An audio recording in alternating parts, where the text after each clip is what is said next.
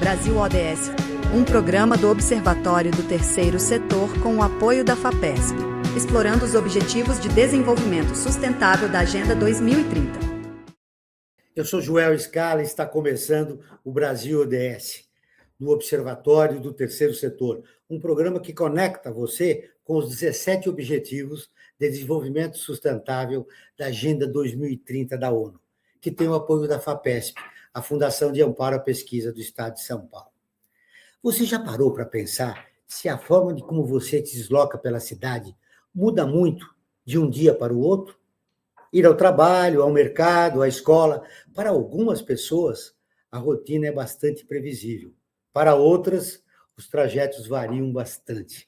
O estudo Variabilidade da Mobilidade de Moradores de Favela de São Paulo, com base em dados de telefonia móvel, revelou algo surpreendente. Moradores de favela da cidade de São Paulo apresentam uma menor variação nos seus deslocamentos diários, quando comparados a moradores de regiões com renda semelhante. O tema do programa de hoje é mobilidade urbana. Junto comigo, Gabriela Chabu, especialista em ODS e colunista do Observatório do Terceiro Setor. Ô, Gabi, boa tarde. Muito bom estar com você hoje, ainda mais falando sobre esse tema, mobilidade urbana. Para quem está escutando a gente pela primeira vez, a gente vai falar sobre os Objetivos de Desenvolvimento Sustentável. São 17, às vezes 18, Objetivos de Desenvolvimento Sustentável da Organização das Nações Unidas, da ONU. E a gente vai conectar o tema desse programa, que é a mobilidade urbana, com essa Agenda 2030. Então, essa agenda é uma agenda internacional que impacta a forma como a gente faz política pública aqui no Brasil. Então, é por isso que é relevante a gente fazer essa correlação. Muito bem. E para entendermos melhor mobilidade urbana, nós vamos receber o Matheus Barbosa.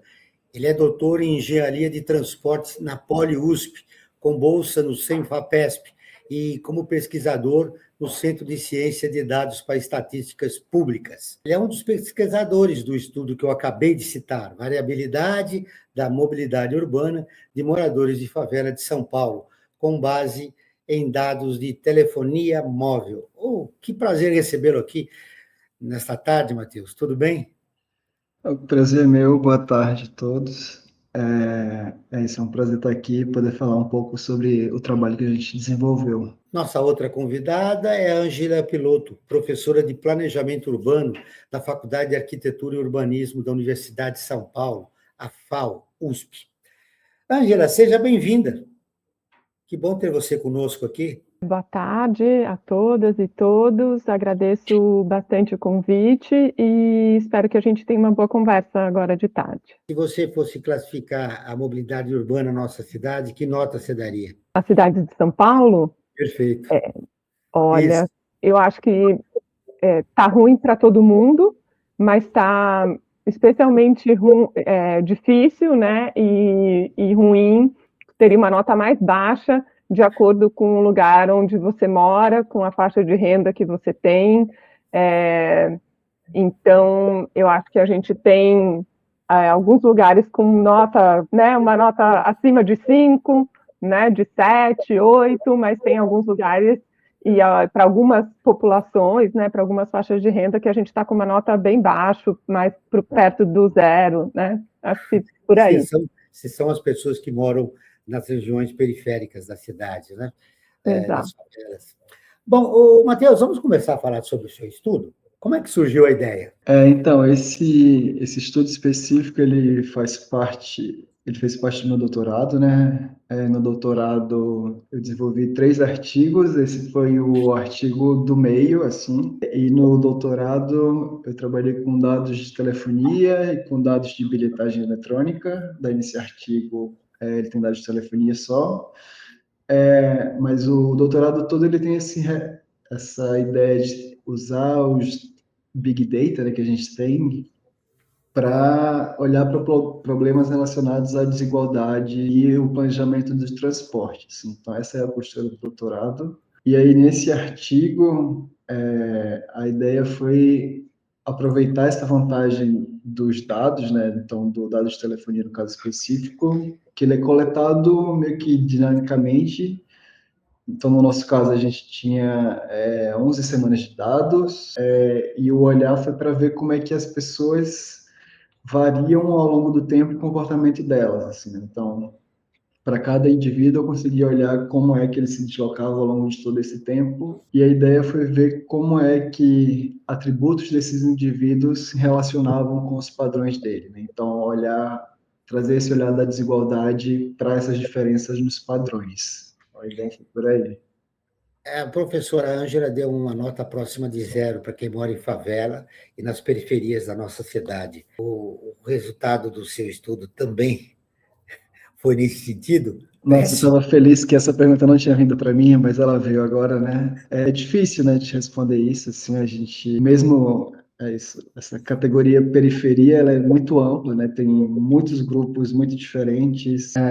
No estudo específico, a gente tem algumas áreas, ele faz um recorte em São Paulo, são 5 áreas diferentes que tentam trazer especificidades de lugares diferentes, mas cobrindo a cidade e olhando para favelas também com características diferentes, assim, né? Nessa ideia de que a combinação desses fatores são infinitas, mas se a gente tiver uma cobertura razoável, a gente conseguiria identificar o peso que cada fator vai ter. Então é isso, assim, a gente tem Paraisópolis, que é uma favela já mais bem localizada, assim, quando comparado com outras, que no nosso caso estão já nas franjas da cidade, assim, então, É mesmo uma essa comunidade que já categoria foi favela. urbanizada lá, tem uma infraestrutura melhor que outras favelas, é isso, né?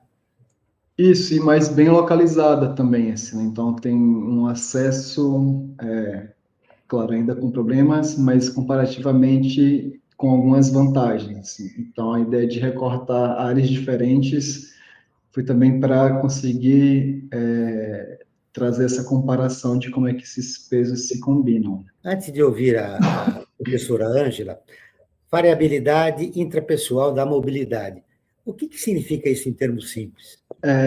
Então, na literatura, esse conceito de variabilidade, a gente pode falar tanto uma variabilidade entre as pessoas, então essas diferenças entre as pessoas, como uma variabilidade para uma pessoa ao longo do tempo, assim. Então, no caso desse estudo, a gente está combinando os dois, assim. Então, o objetivo era ver como é diferente entre as pessoas, o modo como cada pessoa varia ao longo do tempo, assim. Então, era isso, assim, não olhar para cada pessoa como ela tendo uma medida de mobilidade que se propõe como uma média, mas ver como é que essa variação se dá. Então, é até uma diferença tradicionalmente, assim, em planos de transporte, em estudos de transporte, a gente busca uma abstração de qual que é o dia típico, o período típico, e aí modela e pensa em soluções a partir disso. Mas nesse estudo, a ideia foi, tipo, ver como é que, de fato, essa variação se dá, assim, como é que isso muda para cada pessoa ao longo do tempo. Professora, um dos aspectos da mobilidade urbana, um dos mais importantes, é o transporte coletivo, sobretudo dessa população periférica, né? Você começou o programa dando uma nota próxima de 0. Como, no seu olhar, como nós podemos mudar essa realidade? Olha, Joel, primeiro, eu acho que tem uma questão para pontuar nessa questão, né, aí da nota, né, enfim, eu acho que o meio de transporte também é um componente que vai implicar diferentes notas aí, né, na qualidade, né, do transporte para cada pessoa. Então, os fatores que diferenciam, né, e que refletem uma desigualdade nas condições daí de deslocamento dentro da metrópole, a gente tem, então, eu tinha comentado a renda, a localização, né? Então, a renda, assim, a faixa de renda da família, da população, que vai implicar, né, os diferentes, vai ter diferentes situações dessas famílias dentro da metrópole. A outra questão é a localização, ou seja, se ela está mais na periferia, se ela está mais no centro. Acho que isso tem uma relação também um pouco com o que o Matheus estava colocando, que a gente tem favelas mais bem localizadas, ou seja, mais próximas dos locais de emprego, dos grandes equipamentos, né, das escolas, dos hospitais, enfim, e a gente tem, por outro lado, favelas numa pior localização, mais distantes dos locais de emprego, e certamente esse fator da localização vai influenciar aí na qualidade do transporte, né? Então, a gente tem a renda, a localização e o meio de transporte, né? Que daí articula com essa questão que você trouxe sobre o transporte coletivo. Então, famílias, por exemplo, o meio de transporte, ou seja, se aquela família ou a pessoa está se deslocando no transporte coletivo, ônibus, trem, metrô, ou se ela está se deslocando a pé, de moto, de bicicleta, enfim, o modo de transporte que a pessoa está utilizando também vai influenciar na qualidade e no acesso, né, que essa pessoa tem às diversas oportunidades que estão colocadas na cidade, né? E aí, do ponto de vista do transporte coletivo, a gente também tem uma variação muito grande aí dentro dos tipos de transporte, né? Então, assim, a gente tem uma qualidade muito maior, por exemplo, numa viagem realizada por metrô, do que no trem ou no ônibus, né? Em termos de velocidade, de tempo, né, da viagem, de frequência, né, das linhas, de pontualidade, enfim. Então, todos esses fatores vão aí estar compondo, né, essa nota aí que cada pessoa, cada família poderia dar para as condições de mobilidade dentro da metrópole, né? E aí, para a melhoria do transporte coletivo, a gente tem uma série de desafios, né? Mas a gente tem de cara, apesar de a gente ter tido um aumento nos últimos anos da rede de transporte por metrô, né? Da rede de metrô, das linhas e estações, né, teve uma certa expansão nos últimos anos, mas a gente ainda tem reduzida frente ao porte da cidade, né? Frente ao tamanho da cidade de São Paulo, da metrópole, a gente tem uma rede de metrô pequena. A gente tem complementando essa rede de metrô, a gente tem a rede de trem, né? Que é uma rede mais antiga, que está passando por uma série de processos de concessão, com bastante, né, problemas, aí a gente tem acompanhado na mídia, né, das linhas de trem, e que conseguem chegar na região metropolitana, né? Mas, por exemplo, o metrô está restrito ao município de São Paulo até hoje, né? Em resumo do que você está falando, Ângela, é que São Paulo teve um crescimento desordenado, né? E não houve preocupação se criar infraestrutura para bairros periféricos da nossa cidade. E isso ocasionou aquilo que você está dizendo, né? Alguns lugares são mais privilegiados que outros e acabam tendo uma variação, né? Segundo a pesquisa aqui do Matheus. Como solucionar esse problema do planejamento de uma cidade que já começou errada, né? Criando bairros e depois criando a infraestrutura do bairro, né? A gente sabe que metrópoles no mundo inteiro, elas colocam os funcionários, os prestadores de serviço, sempre no centro da cidade, para que não haja deslocamento. E, claro, as pessoas mais abastadas moram fora da cidade. Isso acontece em várias cidades da Europa, dos Estados Unidos e do Canadá. Como consertar isso agora, nesse momento que nós vivemos? Porque, por exemplo, o metrô começou em 2 bairros chamados da classe média, de Santana e Jabaquara. Quer dizer, foram as primeiras linhas. Não se pensou, por exemplo, de servir a Zona Sul ou até mesmo a Zona Norte a partir de um bairro que tem graves problemas de infraestrutura, que é a Brasilândia, que agora vai receber o metrô daqui 2, 3 anos. Como solucionar isso, esse problema grave? Bom, Joel, essa questão aí, né, de alguns milhões de dólares, mas a gente tem, de fato, uma concentração dessa infraestrutura, né? Tem um pesquisador que acabou de defender o doutorado lá na FAO, o Marcos Chiodo, que ele chamou da escassez seletiva dessa rede de metrô de São Paulo. O que é essa ideia da escassez seletiva? De que a gente tem algumas áreas, né, que estão bem dotadas, né? A gente poderia pensar assim no centro expandido, né? Uma área que está, de certa forma, bem atendida pelas redes de metrô e onde vão se concentrando e se sobrepondo linhas, né? E muitas áreas que onde a rede não chega ou não chega com qualidade, né? Chega só na extensão para fazer esse deslocamento pendular. Isso tem uma relação com a estruturação da metrópole de São Paulo. A gente tem uma concentração muito significativa dos locais de emprego ainda, né, no centro e no centro expandido, né? E a gente, então, assim, a maior parte dos deslocamentos vai acontecer para essa centralidade, né? E no final do dia de volta para os locais de trabalho, né? Então, um dos fatores que talvez contribuísse para alterar um pouco esse padrão de mobilidade seria a gente ter outras centralidades, né, uma desconcentração dos locais de emprego, né, facilitando o acesso, né, já muito se falou, né, de criar centralidades na Zona Leste, por exemplo, na região da Jacú-Pêssego, né, mas, de fato, a gente continua tendo, né, a maior parte dos locamentos acontecendo para o centro, e isso dá um peso aí, né, para a rede de transporte, né? Então, acho que esse é um dos fatores importantes aí para a gente, olhando para a estruturação do planejamento como um todo, assim, da metrópole, né?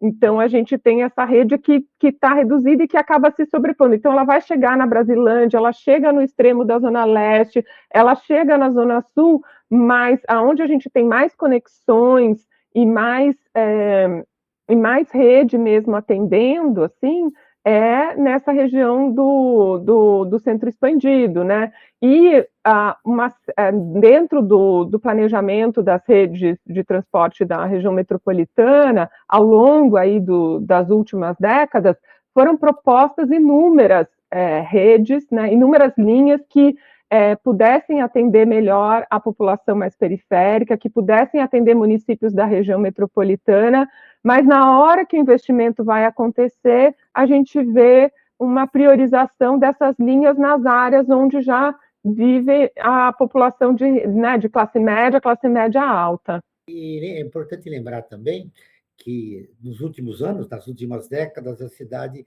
investiu no automóvel, né? São Paulo foi uma cidade, embora a maioria da população não tenha carro, foi o carro que era o principal veículo que contribuía para a mobilidade urbana, né? E, claro, privilegiando poucas pessoas. Matheus, eu quero te ouvir, antes de chamar um intervalo, a respeito disso. Ao olhar as desigualdades urbanas, foi um grande motivo para o seu estudo? Acho que você traz um ótimo ponto, assim, Joel, que é isso, né? A gente estuda desigualdade lá no grupo, e esse é um fator que a gente defende que falta na hora de a gente pensar o planejamento de transporte, assim. Então, quando a gente vai olhar os planos e quais são os critérios adotados para você ir por uma linha ou outra de metrô, por exemplo, as questões relacionadas à desigualdade, elas não aparecem como critérios, assim. Então, você meio o que na lógica gera aquela discussão sobre primeiro crescer o bolo para depois dividir, isso também aparece no transporte dessa forma, assim, né? Então, se você não olha quem são os beneficiados e quais são as características dessa população, você está meio nessa lógica de o importante é crescer o bolo, só que um bolo de transporte público no nosso caso, assim. E aí Pois não, continua, desculpe. É só sobre esse ponto do carro, ele é crucial, assim, né? Porque é isso, grande parte do orçamento ano após ano gasto em recapeamento, e isso tem um ganho de ser uma obra que é muito mais fácil, muito mais rápida de ser feita, mas que é importante estar dentro do debate também, né? De que é isso, o recurso é escasso, o espaço é escasso e tem uma disputa posta aí. Um breve intervalo e, na volta, notícias da ONU, parceira de conteúdo do Observatório do Terceiro Setor. O Brasil ODS conta com o o apoio da FAPESP, a Fundação de Amparo à Pesquisa do Estado de São Paulo, uma das principais agências de fomento à pesquisa científica e tecnológica do Brasil.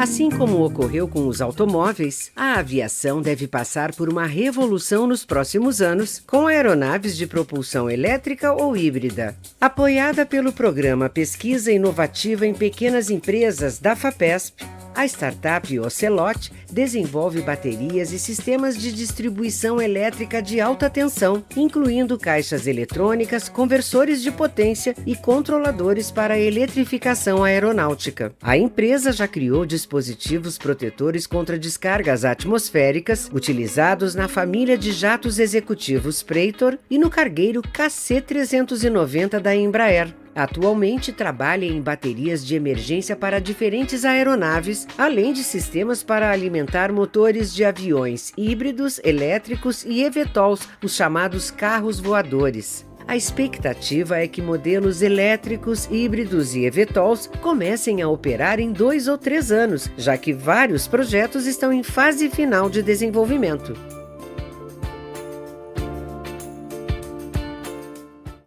Brasil ODS, um programa do Observatório do Terceiro Setor com o apoio da FAPESP, explorando os Objetivos de Desenvolvimento Sustentável da Agenda 2030. Você está acompanhando o Brasil ODS, um programa do Observatório do Terceiro Setor, que tem o apoio da FAPESP, a Fundação de Amparo à Pesquisa do Estado de São Paulo. Hoje nós estamos falando sobre mobilidade urbana, com o pesquisador Matheus Barbosa e a professora Ângela Piloto. Claro, contando com a participação da nossa colunista Gabriela Chabot. Bom, agora vamos com as notícias da ONU, que é parceira de conteúdo do Observatório do Terceiro Setor.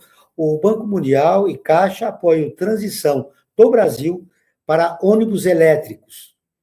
Sidrônio Henrique, do Banco Mundial, tem as informações. Notícias do mundo com a ONU News. De ônibus elétricos no país e reforça os esforços de ação climática.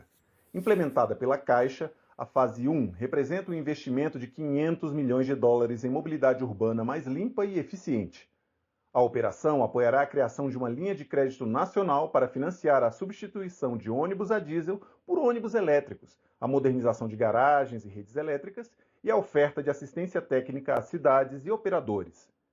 Segundo o Banco Mundial, o projeto tem como objetivo melhorar a qualidade e reduzir as emissões do transporte público nas cidades brasileiras.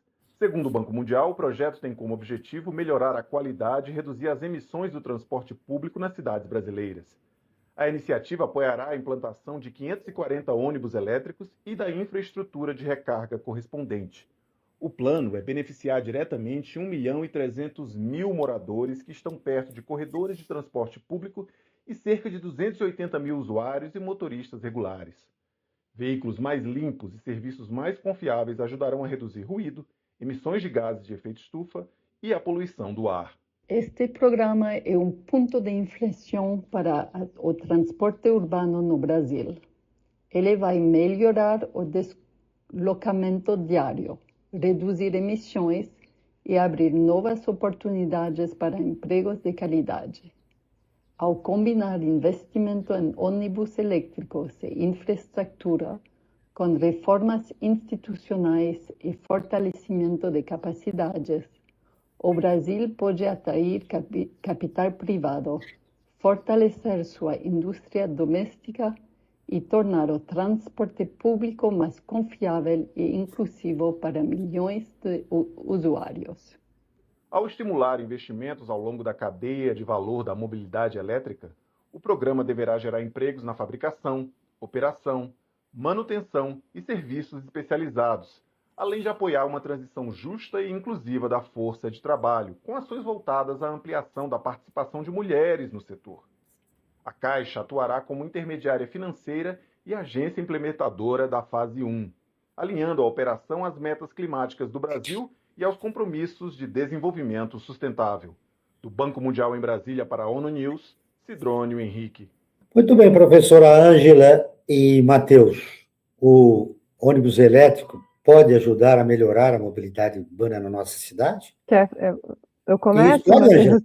Então tá. Certamente, né? Acho que uma das questões que estão em curso aí, né, com relação à transição climática, enfim, é a eletrificação da frota, né, de transporte coletivo.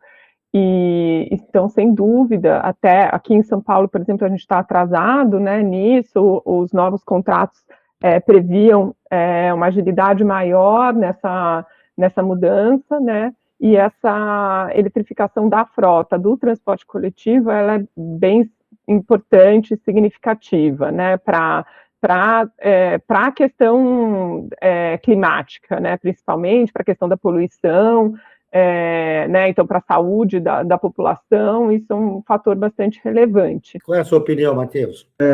Eu concordo com a posição que vocês trouxeram, e é um ponto interessante, assim, né? Porque, de fato, o ônibus, ele é o veículo, faz sentido você começar essa eletrificação, dado que o ônibus está andando a maior parte do tempo ali, principalmente quando se compara com veículos privados, assim. Então, isso, o carro, você usa ele, vai para o trabalho, ele passa o dia parado e você usa na volta.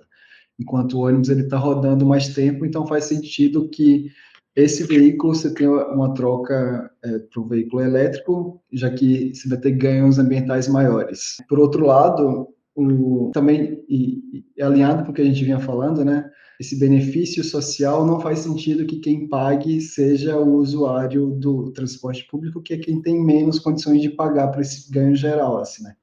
Então, acho que nessa conversa cabe a gente até justificar de como é que a gente refinancia o transporte público, né? Que é isso, esse ganho social, ele não pode vir às custas de quem tem menos condições de financiar esse ganho ambiental. Essa questão é muito importante, quem financia o transporte público, né? Que a gente vai continuar nela, viu, durante o nosso programa. Bom, chegou a hora da coluna da nossa especialista em ODS, a Gabriela Chabot, que está quietinha a respeito do assunto do programa de hoje, que é mobilidade urbana, mas ela vai contar para nós as novidades dos ODS e, claro, em que ODS está inserido a mobilidade urbana. Gabi, é com você. ODS em pauta. Vamos lá, Joel. Então, falando sobre o nosso tema de hoje, dentre os 17 ODS da ONU, a gente tem um ODS especificamente voltado para os grandes temas das cidades, dos centros urbanos, que é o ODS 11. E aí, dentro do ODS 11, a gente tem uma meta específica sobre garantir o acesso a sistemas de transporte seguros, acessíveis, sustentáveis e a preço acessível para todos. Então, acredito que a pesquisa, né, do Matheus trouxe essa questão de não só discutir como que as pessoas se movimentam na cidade, mas discutir que fatores influenciam nessa mobilidade das pessoas na cidade, o que eu achei muito interessante, muito bacana, né, a gente discutir sobre isso. A princípio, a gente pensaria, se a pessoa tem uma renda menor, ela vai se deslocar menos, se a pessoa tem uma renda maior, ela vai se deslocar mais. E aí, de repente, o Matheus traz na pesquisa dele alguns questionamentos em relação a isso. E, de repente, pessoas que tenham a mesma renda, elas podem, mas uma mora em favela e a outra não, elas podem ter uma ocupação diferente desse espaço público, desse espaço que é a cidade.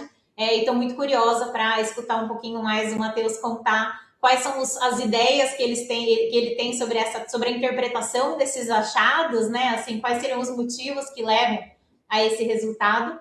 Mas o que eu queria trazer na coluna hoje é que a gente teve na semana passada, né, a Conferência Nacional das Cidades, então o governo federal, o Ministério das Cidades está trazendo essa questão, essa discussão, então teve uma grande Conferência Nacional das Cidades e o tema do transporte foi um tema muito quente, muito forte nessa discussão, né, o transporte como um direito social, né, o transporte como um tema central aí na ocupação das cidades, e central nesse ODS, que é o ODS 11. E quando a gente fala, inclusive escutando a Rádio ONU, a gente escutou também da questão dos ônibus elétricos, do quanto a gente tem a questão também da sustentabilidade. Então, como que entra a questão, né? O ODS 11 está falando sobre cidades sustentáveis e a meta 11.2 está falando, não basta a gente garantir a mobilidade, a gente precisa que essa mobilidade ela seja sustentável. Ou seja, a gente precisa ocupar a cidade de um jeito que a gente consiga continuar ocupando a cidade,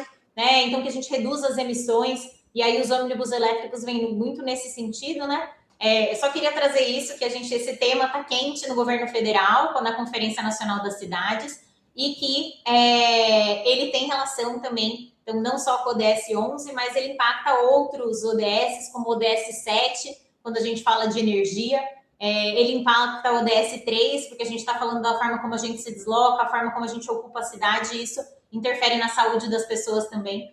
Então, era só isso que eu queria trazer, e trazer um questionamento aí para o Matheus sobre a pesquisa dele, se ele tem ideias, quais são as hipóteses por trás, né, dessa pesquisa e da forma como as pessoas ocupam a cidade. Tá aí, Matheus. A Gabi fechou a coluna dela com uma pergunta para você.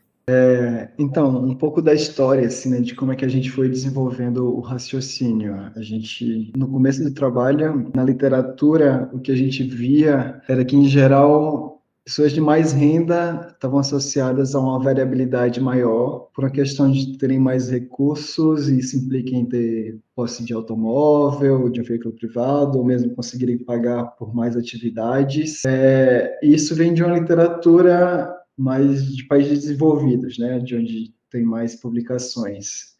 E aí no grupo a gente tinha alguns resultados que se opõem um pouco a isso, assim, então em trabalhos anteriores a gente já avaliava esses padrões de deslocamento e já via coisas como, uma história interessante, por exemplo, é que com esse mesmo banco de dados a gente tinha que pessoas que moram em favela, em geral, ao longo dos dias úteis, elas estão mais longe de casa. Assim. Então, se você pegar na média, essa pessoa se deslocou mais, então essa poderia ser uma medida de mobilidade com um resultado contrário ao que a gente via de fora. E aí a gente, nesse trabalho agora, continuou essa investigação e tentou adicionar algumas camadas nisso.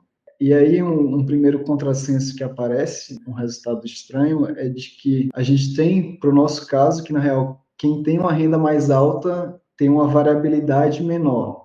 E não que se desloque menos, mas é que varia menos, o que é contrário ao que dizia a literatura internacional, e que a gente associa a uma camada a mais que a gente tem no nosso caso, que é da informalidade, né? Então, isso aparece em trabalhos anteriores, mas é isso. Então, pessoas de mais baixa renda vão ter alguma informalidade a mais no trabalho, e por isso vão ter um trabalho que varia mais no espaço, então um trabalho mais de bicos, de diarista, e isso aparece com uma variabilidade maior, só que isso tem uma nuance também, assim, então a gente viu que a gente tem essa tendência contrária para o nosso caso, de que alta renda tem uma variabilidade menor, mas a gente viu também que morar em favela tem uma variabilidade menor. Então, nesse desafio de tentar isolar as variáveis, o que, claro, é uma abstração ali do modelo, né, mas ajuda a gente a pensar em políticas públicas específicas. Mas é isso, morar em favela, de fato, reduz essa sua variabilidade. Assim. Então, parece ter uma carga a mais, que não é só a renda que está explicando, e a gente tem algumas hipóteses assim, ainda a serem testadas, mas que mostra que é isso, tem uma complexidade grande nesses fenômenos de mobilidade, né? E que a gente precisa olhar para isso para pensar em políticas que possam ser de atuação mais setoriais e que dificultam essa atuação. E é preciso destacar também, né, Matheus, o preconceito que existe em relação ao morador da favela, né? Esse estigma social que existe na sociedade. Você ia falar alguma coisa, Gabi? Queria muito saber das hipóteses, porque eu sou coordenadora de educação ambiental na Secretaria do Verde e Meio Ambiente da Prefeitura de São Paulo, e aí eu trouxe a sua pesquisa para o momento do almoço ali, conversando com os colegas, e aí o pessoal estava muito interessado em saber por quê. Será que quem mora na favela acha que não faz jus, não tem direito a ocupar esse espaço da cidade? Será que não se sente pertencente? Né? Assim, será que a falta de acesso varia menos porque não está acessando cultura, não está acessando fora do horário do eixo ali só do trabalho? Então a gente ficou levantando várias hipóteses e eu queria muito saber. Acho que a professora Ângela abriu o microfone e também pode contribuir com esses questionamentos, mas a gente ficou muito curioso pelas hipóteses. Por que será que o fato de morar na favela fez com que eles tivessem, né, uma variabilidade diferente da pessoa que tem a mesma renda? Porque o Joel colocou no início do programa, quando a gente estava conversando ali no Esquenta, ele trouxe, mas né, talvez agora com a tarifa zero aos domingos, talvez isso mude.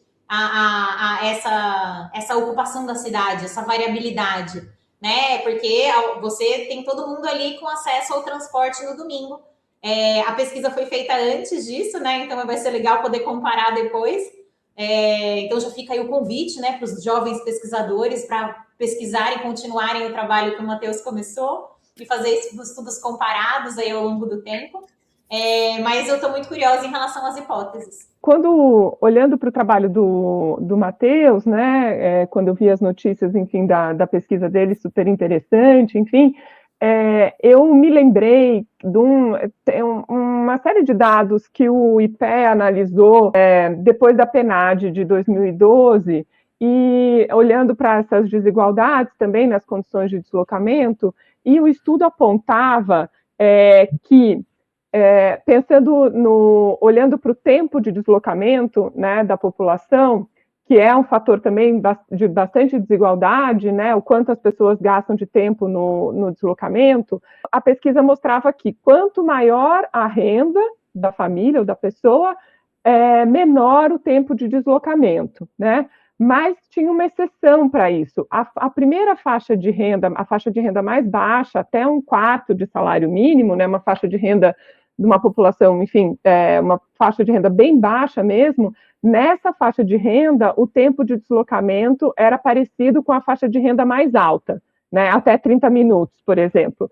E aí, então, assim, as famílias de renda muito baixa e as famílias de renda mais alta tinham um tempo parecido, e do restante, em geral, você ia, né, tendo um aumento, uma diminuição do tempo conforme aumentava a renda. E os pesquisadores do IPEA colocavam como hipótese de que a população de menor renda, eventualmente, por exemplo, moradora de favela, mas não necessariamente, né, mas essa população com a renda bem baixa, ela tem uma restrição nesse raio de deslocamento dela. Então, eventualmente, ela não consegue acessar o transporte coletivo, eventualmente, ela não consegue acessar, ela tem uma restrição com relação à tarifa, né? Ela tem um raio de deslocamento aí menor dentro da cidade, né? A gente tem, por exemplo, favelas que estão bem localizadas dentro da cidade, né, que a população está ali mais perto do local de emprego, enfim, morando mais precário, mas mais perto do emprego.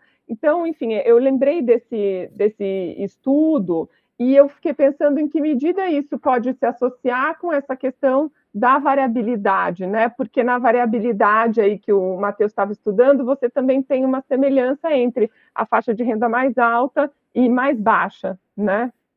É verdade. Matheus, qual é a pergunta para o Matheus? Que depois eu chamo o intervalo. Nossa, foram algumas perguntas, assim, né, mas relacionadas à hipótese de porquê dessa diferença, assim, né? Então, tentando juntar...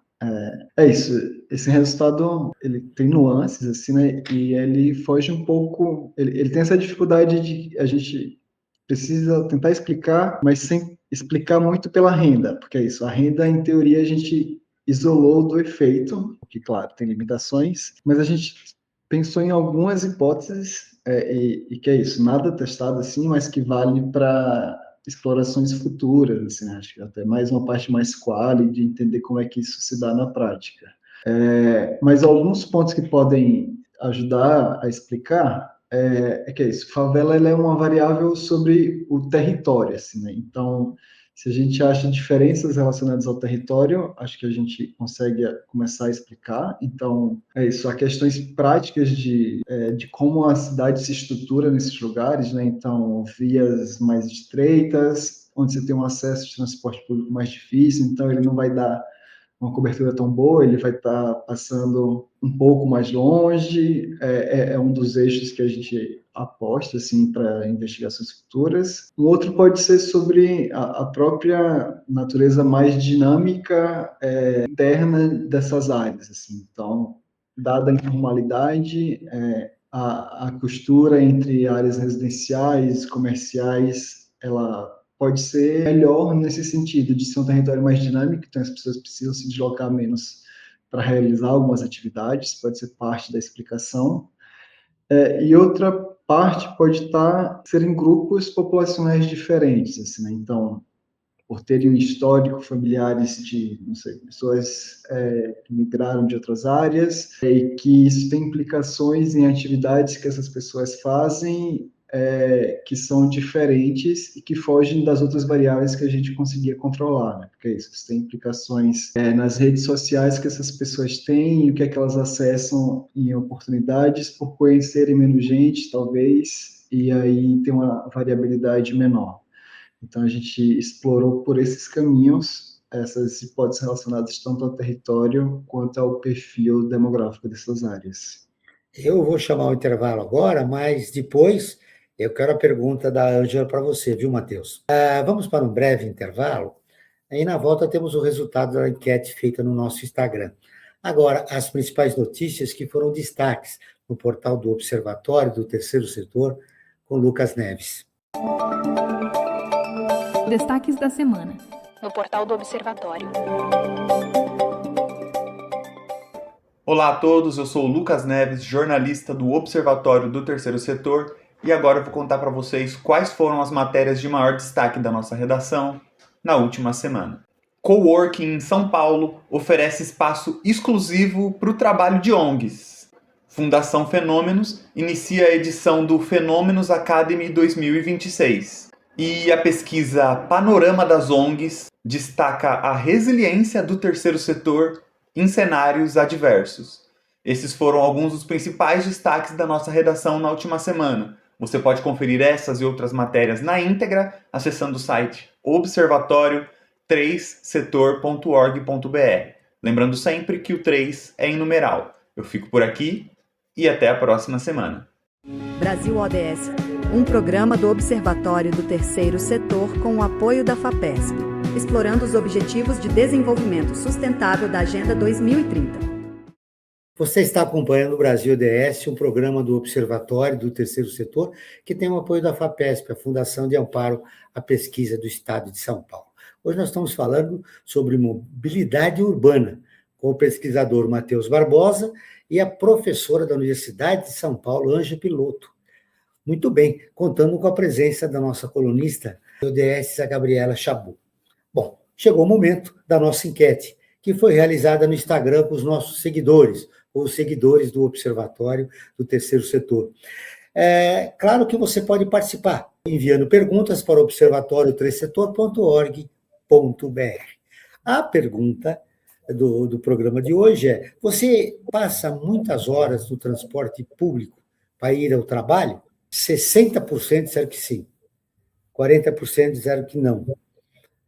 O resultado até para mim é surpreendente, né? Pensei que daria mais o sim. Maria, tem pessoas que passam... Eu li um estudo que o número de horas que as pessoas passam no transporte coletivo, e somando tudo na vida delas, se elas viverem, por exemplo, até os 70 anos, daria alguns aninhos, né? Isso é muito grave. Está sendo discutido agora no Congresso Nacional o 6x1, a redução de trabalho de 44 para 40 horas semanais, o que é importante para o trabalhador que precisa de um tempo para o seu lazer. Bom, Ângela, eu queria saber de você, te surpreendeu?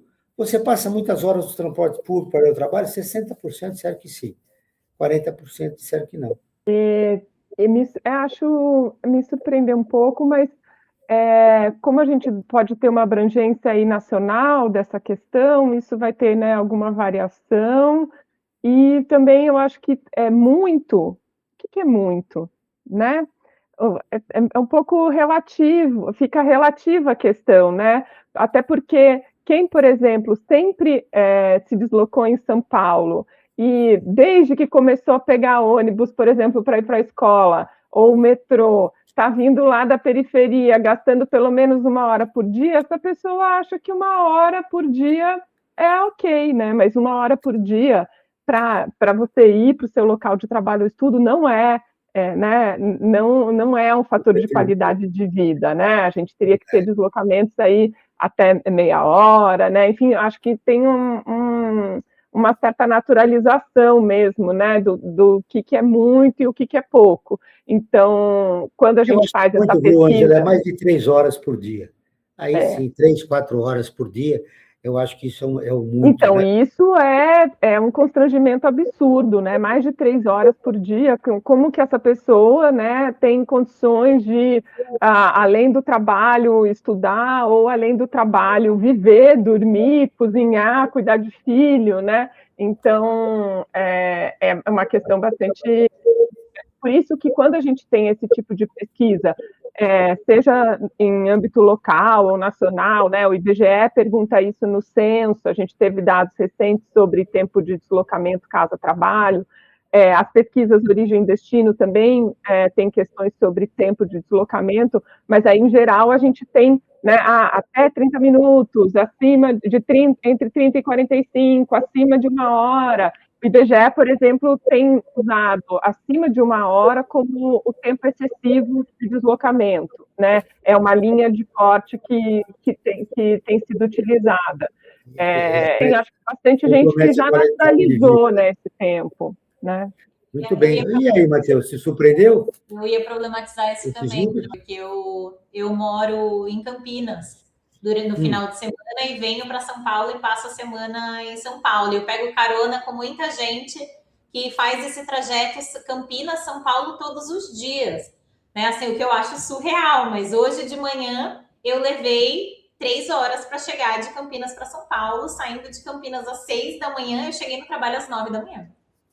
3 horas. E em São Paulo, que leva esse tempo para se deslocar entre a Zona Sul e a Zona Norte, entre a Zona Norte e a Zona Leste. Tá aí um exemplo. Você já pensou, Gabi, quem faz isso todo dia? E tem compromete bastante... não só a qualidade de vida, mas a saúde mental da pessoa. Ô, Matheus, dá sua opinião aqui sobre... você passa muitas horas no transporte coletivo para ir ao trabalho? 60% disseram que sim. Você usa transporte coletivo, Matheus? Eu uso, sim. Acho que é obrigação de quem está no planejamento utilizar também, né? E acho que tem um complicador a mais nisso tudo, em que condições são feitas essas horas, assim, né? E a gente tem pesquisas interessantes no grupo que tentam encaixar a questão da lotação dos ônibus, por exemplo. Então, uma coisa é você fazer 3 horas por dia, ali, né, sentado no seu carro, com ar-condicionado sob suas condições, ouvindo a música que você quer. Outra é fazer em ônibus lotados, assim. Então, tem essa nuance a mais, e que cabe nessa conversa que a gente teve, né, de como é que a gente pensa as cidades dando prioridade para quem mais necessita, né? Então, é isso. Toda vez que o debate público ele entra em investimentos para túneis, para carros e viadutos, a gente está implicitamente dando a prioridade para quem, em teoria, está nas melhores condições, né? Então, acho que esse é uma coisa que a gente tenta trazer no grupo, de reforçar a necessidade de sempre olhar para o transporte público como quem precisa ter mais prioridade. Nesse trajeto, você demora quanto no dia? Quanto você utiliza para o transporte público todos os dias? Eu demoro 15 minutos. Eu estou no grupo super prioritário, super privilegiado. O tempo que ele usa é o tempo dos suíços lá, né? Que se usa nas principais capitais europeias. 15 minutos. Pode ser até lotado, 15 minutos pode tudo. Bom, muito bem. Eu tenho 2 perguntas, viu, Gabi? Eu vou fazer uma da Rosa e você faz do Wesley. Eu vou fazer da Rosa para a professora Ângela e você faz para o Matheus, tá bom? Olha, a Rosa pergunta, Ângela, passo muitas horas no transporte público para chegar ao trabalho. É o que nós acabamos de falar, viu, Rosa?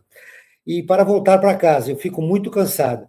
O que poderia ser feito para melhorar o transporte público da cidade? É uma ótima questão que a Rosa colocou. A gente já falou um pouco sobre isso, né? Então, acho que tem uma questão relacionada à expansão da rede do transporte de média e alta capacidade, né? Quando a gente está... Né, a gente tem uma rede de ônibus, que é o transporte de menor capacidade, né? E que ela é muito espalhada pela metrópole inteira. E a gente tem uma rede de média e alta capacidade, que é o metrô, o monotrilho, o trem, que chega numa, né, que é mais restrita. Então, um fator para a melhoria do transporte coletivo seria a expansão dessa rede de alta capacidade, que é mais veloz, né? Tem maior pontualidade, enfim, né? Um transporte em geral de maior qualidade. Então, isso seria uma questão para melhorar. Mas a gente também poderia falar em pontualidade, a gente poderia falar na questão da lotação, né? De você ter mais. A gente poderia falar também da dimensão da tarifa, né? Da redução do preço da tarifa, ou a tarifa zero, que tem sido debatida, como fatores que poderiam também melhorar, né, o transporte dentro da cidade. Agora, tem um outro fator também, que é o papel, o espaço que a gente dá para o automóvel dentro da cidade, né? A gente já conversou um pouco sobre isso também, a questão do rodoviarismo, enfim, e né, o quanto essa construção de vias, túneis, e o espaço que a gente dá para o carro mesmo, né, toda vez que vai fazer uma faixa exclusiva de ônibus, uma ciclovia, isso vai tirar espaço do carro, né, isso gera um grande debate, né, uma grande comoção social, porque a gente, historicamente, vai dando privilégio mesmo para o automóvel, em detrimento aos outros transportes, né, então, essa questão no planejamento urbano, né, de você dar espaço para o transporte coletivo, né, dar prioridade para o transporte coletivo, também é um fator importante, né, entre, enfim, outros aspectos que a gente poderia traçar também sobre esse tema. Gabi, obrigado, Ângela. Gabi, antes de você fazer, nós estamos quase caminhando para o final do programa, mas antes de você fazer a pergunta para o Matheus, dados do censo de 2022 do IBGE, cerca de 3,6 milhões de pessoas vivem em favelas e comunidades urbanas no estado de São Paulo. Aqui no município, mais de 1,7 milhão de habitantes residem nessas áreas, representando 15% da população do município. Olha só de quem nós estamos falando, que universo de pessoas que sofrem com o transporte público na cidade. Gabi, sua pergunta para o Matheus, rápido, por favor. Matheus, o Wesley deixou uma pergunta no nosso Instagram, ele perguntou: moro na Zona Sul e levo mais de 2 horas para chegar ao meu trabalho. Por que o transporte é tão ruim na cidade e a passagem tão cara? Então, na sua opinião, Matheus, por que isso acontece na cidade de São Paulo? Isso, acho que a gente já trouxe diversos fatores, assim, né? Então, um ponto que acho que cabe destacar isso. O ônibus, ele andando na via compartilhada, ele está sujeito ao trânsito que não são os ônibus que causam, né? Então, o transporte público, ele traz esses ganhos sociais de ser menos poluente, ele reduz o trânsito, ele causa menos acidentes, mas ele compartilha a via com os veículos privados. Então, são pessoas que estão cada um no seu veículo, super mais confortável, e ocupando muito mais espaço, assim. Então, essa divisão de espaço, se tivesse que escolher um culpado, acho que apontaria por aí, e as políticas públicas devem caminhar justamente para uma melhor redistribuição desse espaço. Não faz sentido esse veículo coletivo perder todo o tempo preso em um engarrafamento que não é de ônibus. Então, quando você prioriza o veículo, ele passa a fazer viagens mais rápidas, então você tem esse ganho em cada viagem, mas você também consegue, com o mesmo número de veículos, fazer mais viagens. Então, isso tem impactos também em uma lotação menor. Daí a importância de você priorizar o transporte público. Vou fechar a nossa enquete. Para participar dela é fácil, nos siga nas redes sociais, Observatório 3 Setor, lembrando que o 3 sempre é em numeral. Toda semana tem caixinha de perguntas, matérias, vídeos, confira, faça com mais de 700 mil pessoas. Siga o Observatório do Terceiro Setor. Agora eu vou apelar ao poder de síntese dos nossos convidados, para rapidamente fazerem as suas conclusões finais. Eu começo com você, Matheus. O de mais importante você gostaria de deixar registrado a respeito da tua pesquisa? Eu acho que a pesquisa tenta trazer um pouco de luz para pontos importantes, né? Então, a gente não fala muito sobre como a mobilidade varia, a gente não olha muito para a questão da mobilidade de favela, então acho que essa pesquisa traz esses pontos importantes. E acho que como uma deixa, até a Gabriela mencionou, né, que trabalha com verde, sim, no doutorado eu olho também para o acesso a parques com esses dados.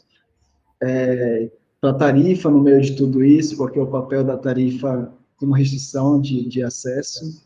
Então, vou deixar essa sugestão para a Gabriela mostrar para os colegas dela também. Muito bem. Ângela, agradecendo a você novamente pela sua participação no nosso programa. Seu destaque final.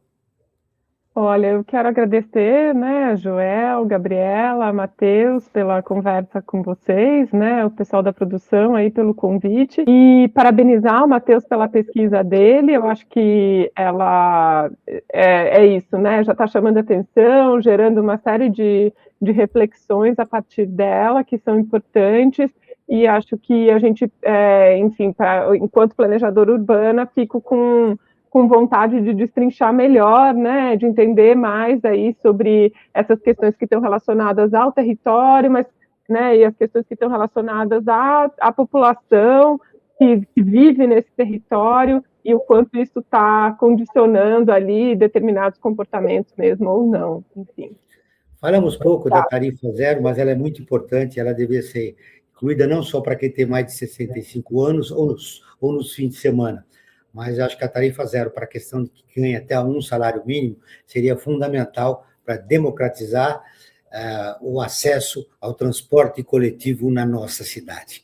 Chega ao fim mais uma edição do programa Brasil ODS, que tem o apoio da FAPESP, a Fundação de Amparo à Pesquisa do Estado de São Paulo. Hoje nós conversamos de como os padrões de deslocamento dos moradores de favela revelam as desigualdades da cidade de São Paulo. Eu agradeço as participações do pesquisador Matheus Barbosa, da professora da Universidade de São Paulo, Ângela Piloto, e da nossa colunista, Gabriela Chabu, que participou hoje no nosso programa. Não esqueça de seguir o Observatório nas redes sociais, Observatório 3 Setor, lembrando que o 3 sempre é em numeral. Confira o nosso portal, acessado em mais de 170 países. Lá você pode conferir as últimas notícias, acompanhar nossos programas, podcasts, campanhas, mini-docs, editais, voz das ONGs e muito mais. Acesse observatório3setor.org.br. E ficamos por aqui, sempre na luta por uma sociedade mais justa, solidária, sustentável e tolerante. Até o próximo programa. Brasil ODS, um programa do Observatório do Terceiro Setor com o apoio da FAPESP, explorando os Objetivos de Desenvolvimento Sustentável da Agenda 2030.